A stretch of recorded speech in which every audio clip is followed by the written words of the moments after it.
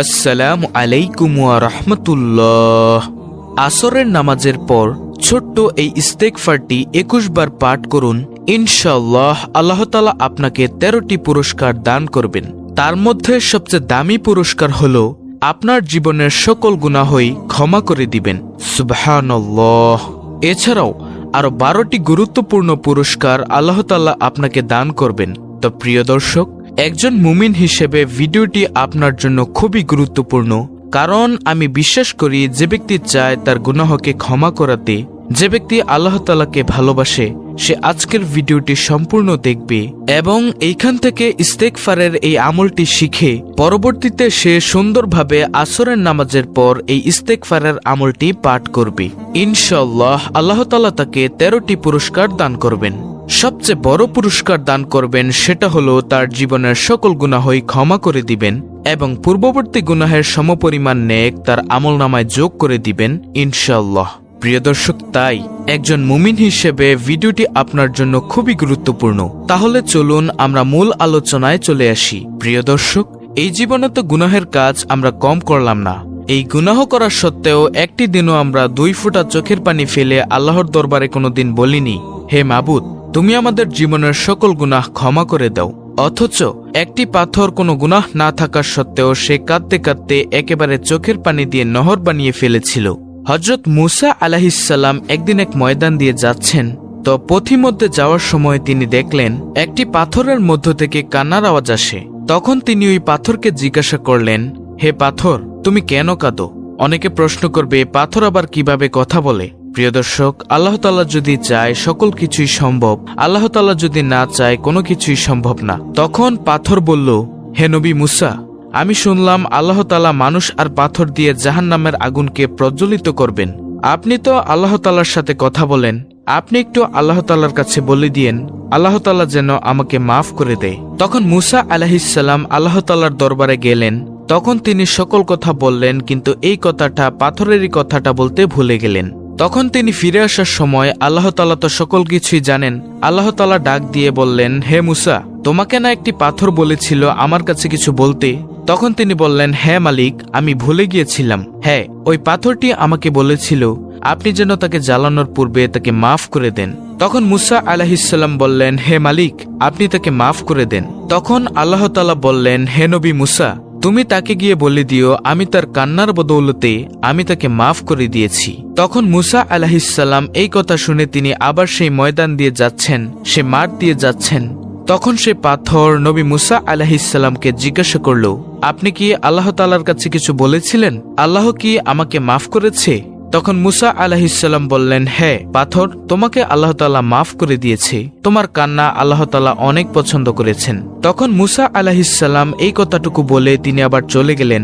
কিছুদিন পর আবার মুসা নবী তুর পাহাড়ে আল্লাহ তাআলার সাথে কথা বলতে যাচ্ছিলেন। এমত অবস্থায় দেখেন পাথর এবার কাঁদতে কাঁদতে পুরো নহর তৈরি করে ফেলেছে। তখন মুসা আলাইহিসসালাম বললেন, হে পাথর, তোমাকে তো আল্লাহ তাআলা মাফই করে দিয়েছে, তারপরও তুমি কেন কাঁদো? তখন সেই পাথর উত্তর দিল, এটা সারা দুনিয়ার মানুষের জন্য, মুসলমানের জন্য একটি এলার্ম স্বরূপ। তখন এই পাথর বলল, যে কান্নাকে আল্লাহ তাআলা এত পছন্দ করেন, যে কান্নার কারণে আল্লাহ তাআলা আমাকে মাফ করে দিয়েছেন, আমি বুঝতে পেরেছি আল্লাহ তাআলা কান্নাকে খুবই পছন্দ করেন, তাই আমি আরো বেশি কান্নার পরিমাণ বাড়িয়ে দিয়েছি। সুবহানাল্লাহ। প্রিয় নবী সাল্লাল্লাহু আলাইহি ওয়াসাল্লাম বলেন, আমার কোনো উম্মতের গাল বেয়ে যদি 1 ফোঁটা চোখের পানি ফেলতে পারে, সেই পানি জমিনে পড়ার আগেই তার সকল মনের আশা পূরণ করা হয় এবং সকল গুনাহই ক্ষমা করে দেওয়া হয়। সুবহানাল্লাহ। কান্নাকে আল্লাহ তাআলা এতটাই ভালোবাসেন। হাসরের ময়দানে যখন জাহান্নাম দৌড়িয়ে আসবে সমস্ত গুনাহগারকে ধ্বংস করার জন্য, তখন আল্লাহ তাআলা ফেরেশতাদেরকে বলবেন, হে ফেরেশতারা, আগে আমি বিচার কার্য শেষ করে নেই, তোমরা একটু পানি ছিটিয়ে দাও জাহান্নামের গায়ে। তখন পানি ছিটিয়ে দেওয়া হবে এবং জাহান্নাম দ্রুত পিছনে চলে যাবে। আর সেই পানিটি হলো বান্দাবান্দি যে এই দুনিয়াতে থেকে আল্লাহর দরবারে কেঁদেছে, সেই 1 ফোঁটা চোখের পানি। সুবহানাল্লাহ। প্রিয় দর্শক, চোখের পানির এতটাই দাম। আমাদের প্রিয় নবী সাল্লাল্লাহু আলাইহি ওয়াসাল্লামের কোনো গুনাহ নেই, তারপরও নবী সাল্লাল্লাহু আলাইহি ওয়াসাল্লাম দৈনিক 70 বারেরও অধিক তওবা ইস্তেগফার করতেন। অথচ আমাদের গুনাহের কোনো শেষই নেই। আমরা একটুও ভয় করি না আল্লাহ তাআলাকে, আমরা একটুও ভয় করি না আল্লাহ তাআলার ওই কঠিন আযাবকে। প্রতিনিয়ত আমরা গুনাহ করেই যাচ্ছি। প্রিয় দর্শক, তাই আজকের ভিডিওতে যে আমলটির কথা বলবো, উক্ত আমলটি আমরা সুন্দরভাবে শিখে আল্লাহর দরবারে উক্ত আমলটি আমরা করব। ইনশাআল্লাহ আল্লাহ তাআলা আমাদের সকল গুনাহই ক্ষমা করে দিবেন। সুবহানাল্লাহ। নবীজি হাদিসের মধ্যে বলেন, হে আমার উম্মত, তোমরা যদি গুনাহ না করতে এবং গুনাহ করে সাথে সাথে আল্লাহর দরবারে ক্ষমা না চাইতে, তাহলে আল্লাহ তাআলা তোমাদেরকে উঠিয়ে নিত। আল্লাহ তাআলা দুনিয়াতে এমন একদল জাতি প্রেরণ করত যারা গুনাহ করত এবং আল্লাহ তাআলার কাছে সাথে সাথে ক্ষমাও চাইত। সুবহানাল্লাহ। প্রিয় দর্শক, ক্ষমাকে আল্লাহ তাআলা এতটাই ভালোবাসেন। তাই আসুন আজকের এই ভিডিওর আমলটি আমরা মনোযোগ সহকারে করি। প্রিয় দর্শক, এই দিনের সময়ের মধ্যে একটি গুরুত্বপূর্ণ সময় হচ্ছে আসরের নামাজের পরের সময়টুকু। এই সময় আল্লাহ তাআলার দরবারে কোনো বান্দাবান্দি যদি কিছু চায়, আল্লাহ তাআলা সাথে সাথে তার মনের আশা পূরণ করেন। তো আমলটি করার জন্য আপনাকে সর্বপ্রথম পবিত্রতা অর্জন করতে হবে। আর পবিত্রতা হলো ঈমানের অঙ্গ। নবী সাল্লাল্লাহু আলাইহি ওয়াসাল্লামের হাদিস, যে ব্যক্তি অপবিত্র থাকে তার কোনো ঈমানই নেই, কারণ পবিত্রতা হচ্ছে ঈমানের অঙ্গ। তারপর আপনি আসরের নামাজটুকু সুন্দরভাবে আদায় করবেন। তারপর আসরের নামাজ আদায় করার পর সুন্দরভাবে ধ্যানে বসবেন। তারপরে নবী সাল্লাল্লাহু আলাইহি ওয়াসাল্লামের উপর যেই দুরূদি পারেন প্রিয় দর্শক, কমপক্ষে 7 বার দুরূদটি পাঠ করবেন। সবচেয়ে ছোট দুরূদ হলো সাল্লাল্লাহু আলাইহি ওয়াসাল্লাম। যেই দুরূদি আপনি পারেন প্রিয় দর্শক, সেই দুরূদই আপনি 7 বার পাঠ করবেন। তারপরে আপনি একটি ইস্তেগফার পাঠ করবেন। আর সেই ইস্তেগফারটি হলো আস্তাগফিরুল্লাহ, আস্তাগফিরুল্লাহ, আস্তাগফিরুল্লাহ। সবচেয়ে ছোট্ট ইস্তেগফার, এটা আপনি 21 বার পাঠ করবেন তওবা করার জন্য। তারপর আবার নবী সাল্লাল্লাহু আলাইহি ওয়াসাল্লামের উপর 7 বার সাল্লাল্লাহু আলাইহি ওয়াসাল্লাম এই দুরূদটি পাঠ করবেন। এইবার আল্লাহ তাআলার দরবারে মোনাজাত করিয়া সকল গুনাহের জন্য ক্ষমা চাইবেন। আল্লাহ তাআলা এই ইস্তেগফারের বরকতে সকল গুনাহই ক্ষমা করে দিবেন ইনশাআল্লাহ।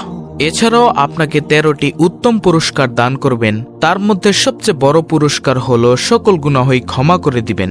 এছাড়াও অন্য পুরস্কারগুলো হলো আপনার দিলের মধ্যে আল্লাহ তাআলার রহমত দান করবেন, গায়েবী খাজানা থেকে রিজিকের ব্যবস্থা করবেন, আপনার রিজিকের দায়িত্ব আল্লাহ তাআলাই নিয়ে নিবেন, আমলের মধ্যে আপনার মন বসিয়ে দিবেন, শয়তানের কুমন্ত্রণা থেকে আল্লাহ তাআলা আপনাকে বাঁচিয়ে দিবেন এবং উত্তম নেক সন্তান দান করবেন, ফসল আদি সকল কিছুর মধ্যে বরকত দান করবেন, রিজিকের মধ্যে বরকত দান করবেন, অন্তরের মধ্যে নূর দান করবেন এবং কলবের মধ্যে নূর দান করবেন।